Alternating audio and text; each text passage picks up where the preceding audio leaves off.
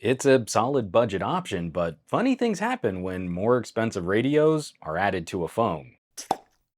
I've recently been reviewing some other budget-friendly phones, and I've spent around a month with the TCL 30V. This is the Verizon flavor of the TCL 30 and one of the least expensive 5G options available on Big Red. It's really hard not turning every review into some kind of implied comparison. And we should also understand by now that Verizon phone pricing exists in its own little bubble. Verizon's flavor of millimeter wave 5G often adds a premium to a phone's price tag, regardless if the Verizon customer has access to that UW internet. Getting that out of the way, the TCL 30V is the least expensive option for fast data, and it's often going to be one of the free on contract options. When we classify smartphones, we're at that tier of communication devices. They're good for some social media, the occasional photo or video, and they're really good at consuming content, mostly streaming video. TCL is in the perfect territory for that, and even their budget devices show off the company's reputation in the TV space. It's really all about this screen. It's an inexpensive phone with an LCD. And I say for the first 2 days I was using it, it kind of had me fooled. I thought it might have been an OLED. Specifically 2 points. Just the contrast is excellent for this price tier, and that helps contribute to all the color and HDR options TCL includes in Next Vision. And two, the viewing angles are very good for any phone LCD I've ever used. Not just they're pretty good for this price, they're just legit good at any price. And the screen is backed up by some decent speakers. They don't quite match, the earpiece speaker is a little thinner than the bottom speaker. But when you're thinking about kind of like a tweeter woofer sort of arrangement, you're using the phone a little bit more at arm's length, I'd say this competes well against similarly priced media-focused phones.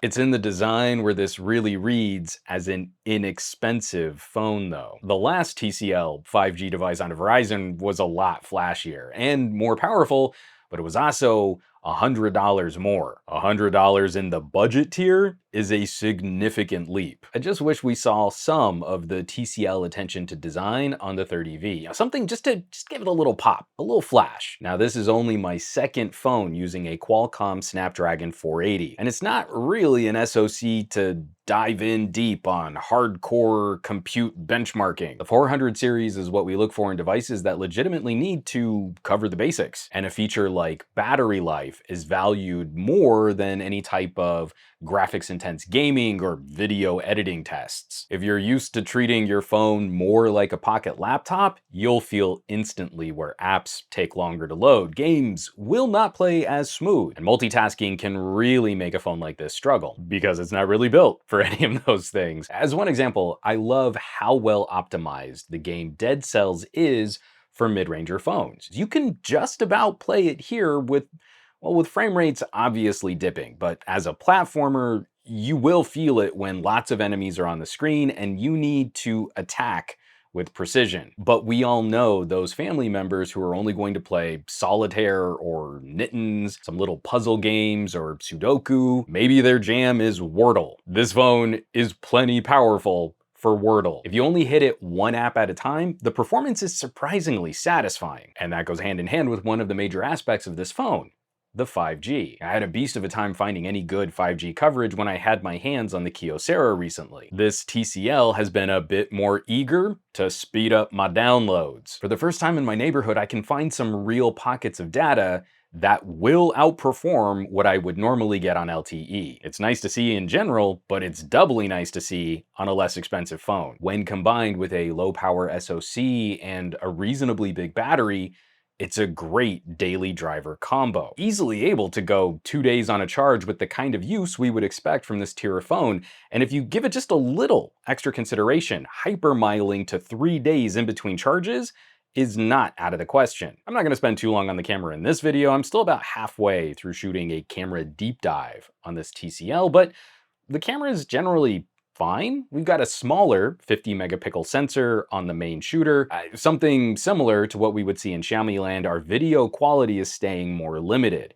1080p at 30 frames per second. My expectations were pretty low. Now, moving up the food chain, the TCL 20 Pro showed me that TCL is taking camera improvements seriously. That phone has a great camera, but this isn't that kind of phone. A casual snapshot, good HDR quality and good light, it's a fine stills camera. I think that's all it really needs to be, because I was expecting this to perform worse and compare poorly against other phones, especially the recently revealed TCL 30XE. The XE is the inexpensive phone on Boost and T-Mobile. It's $100 less than the 30V, and I was all ready to wag my fists and complain about Verizon radios costing too much. The XE even has a 90 Hz refresh rate display, and the 30V only has a 60 Hz screen. Well, there are a lot more differences comparing the two, like trading SoCs from Qualcomm to MediaTek, going with a smaller camera sensor on the XE,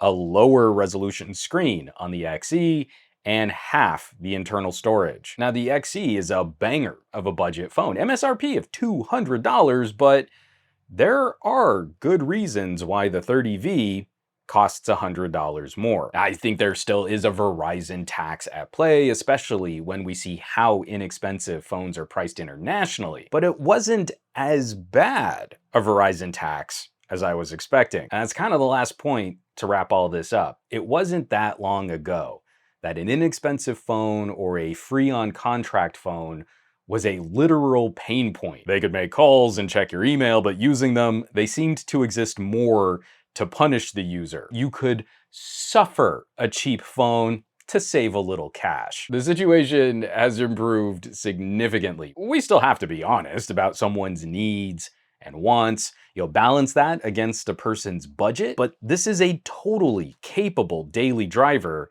that uses its advertised features well. Above and beyond just covering the basics, this is one of the least expensive ways that you can get onto Verizon's network with a device that can hotspot and hook up other computers with 5G internet. If you're doing all your work from a laptop or a tablet, maybe you don't need to spend a lot on your phone. The TCL 30V represents a different kind of progress. As 5G makes its way into less expensive solutions, we can't expect the same steady march of improved CPU and GPU performance at the same price. We've been seeing that happen a lot on Xiaomi phones. 5G changes the pricing, it changes the parts list. We can see though that adding support for Verizon UW 5G hasn't created too much of a backslide on performance for a very reasonably priced phone. I will of course leave some links down below where you can find more information on TCL phones, maybe shop some of these bad boys online.